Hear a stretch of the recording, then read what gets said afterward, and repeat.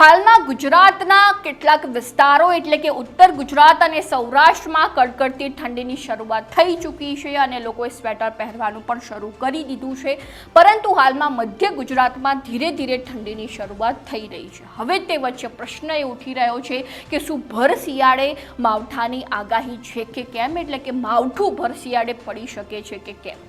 હવામાન નિષ્ણાંત પરેશ ગોસ્વામી દ્વારા જણાવવામાં આવ્યું હતું કે એવી શક્યતાઓ હાલમાં વર્તાઈ રહી છે કે ભર શિયાળે માવઠું પડી શકે છે અને ખેડૂતોના રવિ પાકને પણ નુકસાન પહોંચી શકે છે। તો હવે આ અંગે હવામાન નિષ્ણાંત પરેશ ગોસ્વામી આજે શું કહી રહ્યા છે, ચાલો સાંભળી લઈએ।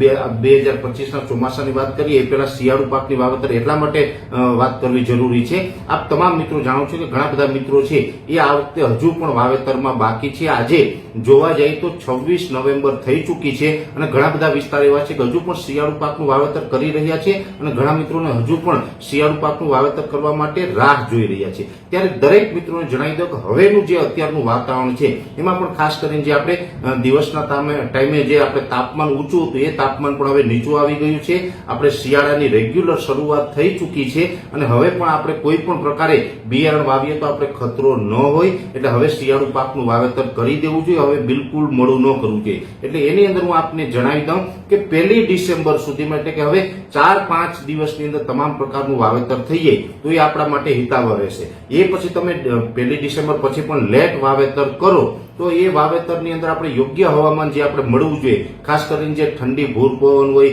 ઝાકળ હોય, એ યોગ્ય હવામાન મળવું જોઈએ। એ યોગ્ય હવામાન ન મળે, સમયસર યોગ્ય હવામાન ન મળે તો આપણો પાક છે એ નબળો રહીએ અથવા તો ઉત્પાદન છે એ ઘટતું હોય છે। એટલે ખાસ કરીને હવે આપણે જે શિયાળુ પાકનું વાવેતર કરવા માટે યોગ્ય હવામાન બની ચૂક્યું છે તો હવે આપણે મોડામાં મોડું 30 નવેમ્બર અથવા તો 1 ડિસેમ્બર સુધીમાં આપણે દરેક પ્રકારના જે શિયાળુ પાકના વાવેતર કરવાના હોય એ કરી દેવા જોઈએ, આવું મારું વ્યક્તિગત માનવું છે। હવે બીજી વાત કરવાની છે કચ્છ કાતરાના આધારે 2025ના ચોમાસાના વરસાદની। આમ જોવા જઈએ તો આપણે થોડા દિવસ પહેલા પણ કચ્છ કાતરાના આધારે કેવી રીતે આપણે કેટલા દિવસ ગણવા એનો વિડીયો પણ મૂકી ચૂક્યા છે। ખાસ કરીને આપણે નવા વર્ષે એટલે કે જે બેસતા વર્ષના દિવસે વિડીયો મૂકેલો હતો એમાં કચ્છ કાતરાના આધારે આપણે માહિતી આપેલી હતી કે કચ્છ કેટલા દિવસે પાકે અને કેવો કચ્છ હોવો જોઈએ, એટલે કે આકાશમાં લીસોટા થઈ જાય, એ પણ સંધ્યા ટાઈમે ખાસ કરીને આકાશ એકદમ લાલ થઈ જાય, તાંબા જેવું આકાશ થઈ જાય અને એકદમ લાલ આકાશ હોય, કચ્છના લીસોટા હોય આકાશની અંદર, એવું આકાશ થવું જોઈએ તો એ કચ્છ બંધાણો કહેવાય। અને એ કચ્છ પછી જયારે ચોમાસા દરમિયાન વરસાદના રૂપમાં અસર કરતો હોય છે। આ વર્ષે જોવા જઈએ તો કચ્છની શરૂઆત લેટ થઈ છે। સ્વાભાવિક રીતે સામાન્ય રીતે જયારે ચોમાસું વહેલું અથવા તો સમયસર હોય ત્યારે ઘણી વખત એવું બનતું હોય કે બેસતા વર્ષના દિવસેથી જ એટલે કે દિવાળી ઉપરથી કચ્છ થવાનું ચાલુ થઈ ગયું હોય છે, પણ આ વર્ષે કચ્છ થવાનું ચાલુ થયું ખૂબ મોડું છે। આ વર્ષે જોવા જઈએ તો અત્યારે આપણે સામાન્ય રીતે આજે જે 26-27 તારીખ એટલે કે નવેમ્બર મહિનાના એન્ડમાં આ કચ્છ થવાનું ચાલુ થયું છે।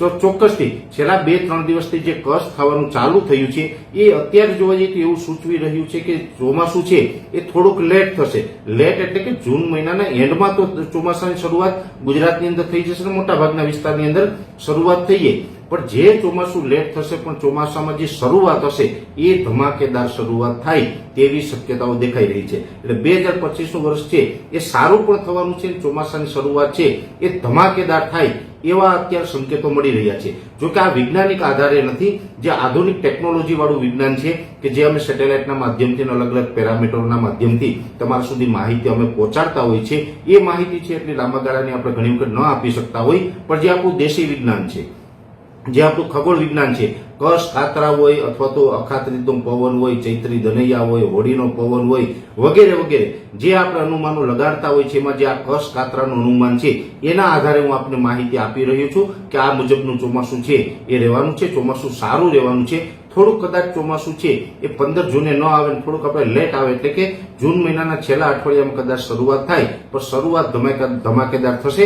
ખાસ કરીને ઘણા ટાઈમથી મોટા ભાગના જે દેશી વિજ્ઞાન જાણતા હતા એ મિત્રોને એક જ ચિંતા હતી કે આ વર્ષે કષ્ટ થવાનું ચાલુ થયું નથી. દિવાળી પછીથી કષ્ટ બંધાવવાનું ચાલુ થવું જોઈએ, એ ચાલુ ન થતું હતું. એટલે ઘણા બધા મિત્રો છે કે ચિંતામાં હતા. પણ સારા સમાચાર એ છે કે હવે 2-3 દિવસથી અલગ અલગ વિસ્તારમાં રાજ્યમાં છૂટાછવાયા વિસ્તારોની અંદર કષ્ટ બંધાવવાનું ચાલુ થઈ ગયું છે. અને જે અત્યારે કષ્ટ બંધાઈ રહ્યા છે એ પણ ખૂબ સારા કષ્ટ છે, જેને કારણે આપણે એક સારા સંકેતો મળી રહ્યા છે. અને આવનારું ચોમાસું છે એ ભલે કદાચ 2, 5 કે 10, 15 દિવસ લેટ થાય, પણ ચોમાસું સારું રહેશે અને શરૂઆત સારી રહે એવા સંકેતો ચોક્કસથી મળી રહ્યા છે.